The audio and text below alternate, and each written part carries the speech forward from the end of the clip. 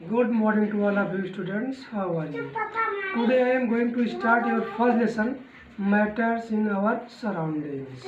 In this lesson, you will study about the matter and its characteristics and classification of matters. 9th UP board. आप इस lesson में पदार्थ अर्थात matter द्रव्य के बारे में पढ़ेंगे। द्रव्य की अवस्था क्या होती है, द्रव्य कहते किसे हैं, और द्रव्य की प्रकृति तथा उसकी विशेषताएं, उसका चारित्रिक लक्षण इस लेसन में पढ़ेंगे। Let us start the first lesson, matter in our surroundings. हमारे आसपास के पदार्थ, यह आपका पहला अध्याय है और इस पहले अध्याय में चलो देखते हैं पदार्थ किसे कहते हैं, द्रव्य किसे कहते हैं। जैसा कि हम अपने चारों ओर अनेक प्रकार के सजीव एवं निर्जीव पदार्थ देखते हैं जिनका ज्ञान हम देखकर अथवा छूकर करते हैं, जैसे लकड़ी, लोहा, जल, पेड़ पौधे, पर्वत, चेयर, मेज इत्यादि। जितने भी पदार्थ हमारे आसपास पाए जाते हैं सबको हम द्रव्य कहते हैं, पदार्थ कहते हैं। इनको द्रव्य या पदार्थ क्यों कहते हैं? द्रव्य क्या है? द्रव्य वह है जो स्थान घेरता है, जिसमें भार होता है तथा जिसका ज्ञान हम अपनी ज्ञानेंद्रियों द्वारा करते हैं, उसे हम द्रव्य कहते हैं। मतलब matter is anything that have mass and occupy space are called matters. अर्थात द्रव्य वह है जो स्थान घेरता है तथा जिसमें भार होता है और जिसका ज्ञान हम अपनी ज्ञानेंद्रियों के द्वारा करते हैं, उसे द्रव्य कहते हैं। जैसे गिलास, कुर्सी, मेज, घर, मकान, पेड़ पौधे इत्यादि को हम अपनी ज्ञानेंद्रियों द्वारा, अपने नेत्र द्वारा देखते हैं तथा यह स्थान घेरते हैं, इसमें भार होता है, इसलिए हम इनको द्रव्य कहते हैं। अब सवाल ये उठता है कि हवा, एयर तो दिखाई नहीं देती, तो क्या इसे हम द्रव्य नहीं कहेंगे? इसको भी हम द्रव्य कहेंगे क्योंकि हवा भी द्रव्य है, क्योंकि हवा भी स्थान घेरती है, हवा में भी भार होता है। केवल हम हवा को अपनी आँखों से नहीं देख पाते, लेकिन जब हवा बहती है तो अपनी ज्ञानेंद्रियों के माध्यम से हम रियलाइज़ करते हैं, महसूस करते हैं, इसलिए हवा भी द्रव्य है। तो इस तरह से बच्चों आपके समझ में आ गया होगा कि द्रव्य क्या है। द्रव्य का मतलब जो स्थान घेरता है, जिसमें भार होता है, उसे हम द्रव्य कहते हैं। चलो अब देखते हैं कि द्रव्य की कितनी अवस्थाएं होती हैं। द्रव्य की 3 अवस्थाएं होती हैं, ठोस, सॉलिड, द्रव, लिक्विड तथा गैस। द्रव्य की 3 अवस्थाएं होती है, सॉलिड, लिक्विड, गैस, यानी कि ठोस, द्रव तथा गैस। यह द्रव्य की या पदार्थ की 3 अवस्थाएं होती हैं। अब हम एक एक करके पदार्थ की इन तीनों अवस्थाओं के बारे में जानेंगे कि पदार्थ की ठोस अवस्था किसे कहते हैं, पदार्थ की द्रव अवस्था किसे कहते हैं तथा पदार्थ की गैस अवस्था क्या होती है। हम इनको एक 1 बाय 1 करके डिफाइन करेंगे, परिभाषित करेंगे। द्रव्य 3 अवस्थाओं में पाया जाता है, जैसा कि अभी हमने आपको बताया, ठोस, द्रव तथा गैस। ठोस क्या होता है? ठोस किसे कहते हैं? ठोस अवस्था किसे कहते हैं? द्रव्य की वह अवस्था जिसमें आयतन तथा आकार दोनों निश्चित होता है, उसे हम द्रव्य की ठोस अवस्था कहते हैं। जैसे कुर्सी, मेज, लकड़ी आदि पदार्थ ठोस अवस्था कहे जाते हैं, क्योंकि इनका द्रव्यमान और इनका आयतन दोनों सुनिश्चित होता है, निश्चित होता है। मतलब इसका जो वॉल्यूम होता है और जो इसका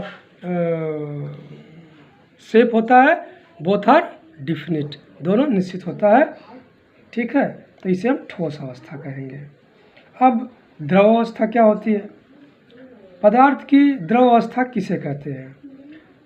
पदार्थ की वह अवस्था जिसमें केवल आयतन तो निश्चित होता है लेकिन आकार निश्चित नहीं होता है, उसे हम पदार्थ की द्रव अवस्था कहते हैं। पदार्थ की द्रव अवस्था जो होती है, यदि हम वाटर ले लें, पानी ले लें और उसे ग्लास में रख दें तो वो ग्लास का आकार ग्रहण कर लेता है। तो जो द्रव होता है वो जिस बर्तन में रखा जाता है उसी बर्तन के आकार को वो ग्रहण कर लेता है, क्योंकि उसका आकार निश्चित नहीं होता है, केवल उसका आयतन निश्चित होता है, उसका वॉल्यूम निश्चित होता है। तो इस तरह से हम द्रव को परिभाषित करते हैं कि पदार्थ की वह अवस्था जिसमें आकार निश्चित नहीं होता है, केवल आयतन निश्चित हो, उसे हम पदार्थ की द्रव अवस्था कहते हैं। पदार्थ की जो तीसरी अवस्था होती है वो गैस अवस्था है, gaseous states of matter. Gaseous states of matter किसे कहते हैं? पदार्थ की वह अवस्था जिसमें आकार तथा आयतन दोनों अनिश्चित होते हैं, अर्थात गैस का न तो कोई आकार होता है न तो उसका आयतन होता है, दोनों अनिश्चित होते हैं। वह जिस बर्तन में रखी जाती है उसी का आकार और उसी का आयतन ग्रहण कर लेती है। जैसे कमरे में वायु, जिस कमरे में वायु रहती है मतलब उस कमरे का आकार ग्रहण कर लेती है और जो उस कमरे का आयतन होता है उसका आयतन भी ग्रहण कर लेती है। तो जो गैस होती है न तो उसका कोई आकार होता है न तो कोई उसका आयतन होता है, वो जिस कंटेनर में रखी जाती है उसके आकार को और उसके आयतन दोनों को ग्रहण कर लेती है।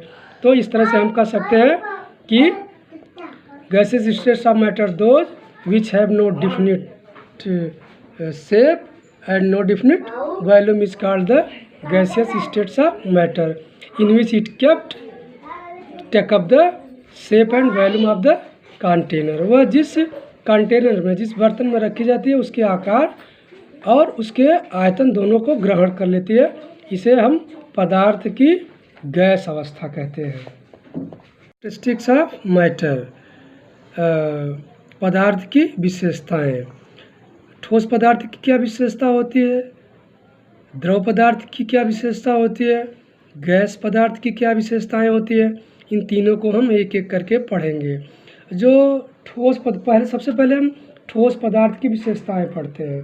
ठोस का आकार, जो ठोस का आकार और आयतन दोनों निश्चित होता है। अब सवाल ये उठता है, क्वेश्चन राइज हियर, कि why are the shape and volume of the solids are definite. क्यों ठोस का आकार और आयतन निश्चित होता है? ठोस का आकार और आयतन दोनों निश्चित होता है इसलिए क्योंकि जो ठोस होता है, जो उसके कण होते हैं जिससे वो बना होता है, उन कणों के बीच जो इंटरमॉलिक्यूलर फोर्स, जिसे अंतर अणुक बल कहते हैं, इंटरमॉलिक्यूलर फोर्स कहते हैं। अंतर अणुक बल का मतलब कि अणुओं के बीच लगने वाला जो बल होता है वो बहुत अधिक होता है। बहुत अधिक इंटरमॉलिक्यूलर फोर्स होने के नाते जो इसके अणु होते हैं बिल्कुल पास होते हैं और क्लोजली पैक्ड होते हैं, ठीक है। इसीलिए जो ठोस होता है इसका आकार भी निश्चित होता है और इसका आयतन भी निश्चित होता है।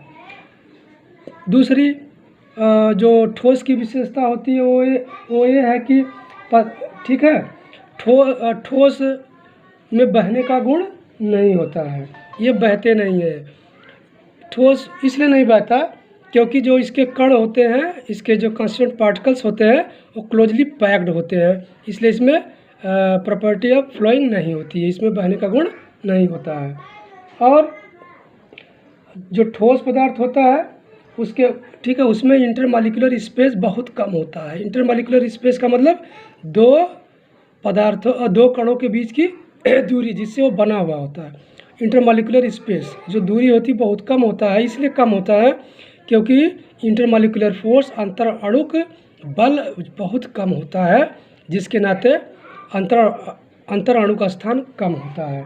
इसीलिए जो ठोस होता है उसमें अंतर अणु का स्थान नगण्य होता है। ठोस का घनत्व अधिक होता है क्योंकि इसके जो अणु होते हैं वो क्लोजली पैक्ड होते हैं आपस में, मतलब घने रूप में जुड़े होते हैं। जो अंतर अणु का स्थान होता है वो बहुत कम होता है, इसीलिए इसका घनत्व अधिक होता है।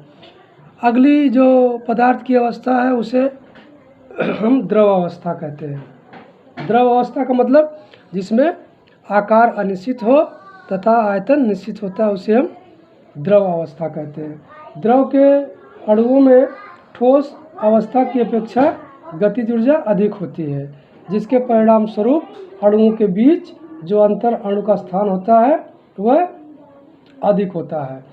इस दूरी के अधिक होने के कारण अणुओं का पारस्परिक आकर्षण बल भी ठोस अवस्था की तुलना में बहुत कम हो जाता है।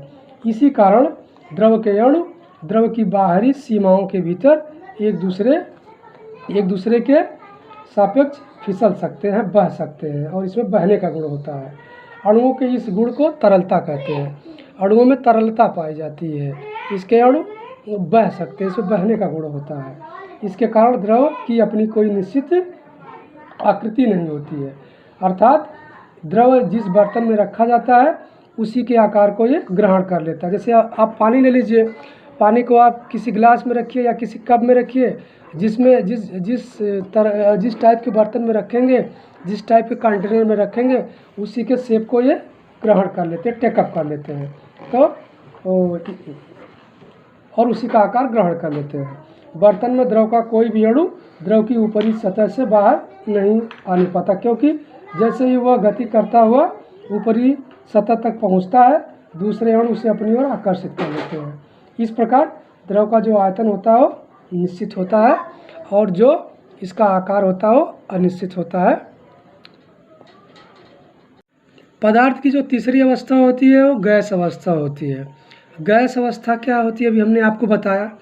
गैस अवस्था में आकार तथा आयतन दोनों अनिश्चित होते हैं और गैस के जो कण होते हैं वो बहुत दूर दूर होते हैं। देखिए चित्र में गैस के कण बहुत दूर दूर होते हैं। तो गैस के अणुओं में ठोस एवं द्रव की अपेक्षा बहुत अधिक गतिज ऊर्जा होने के कारण उनके बीच की दूरी भी अणुओं के आकार की तुलना में बहुत अधिक होती है।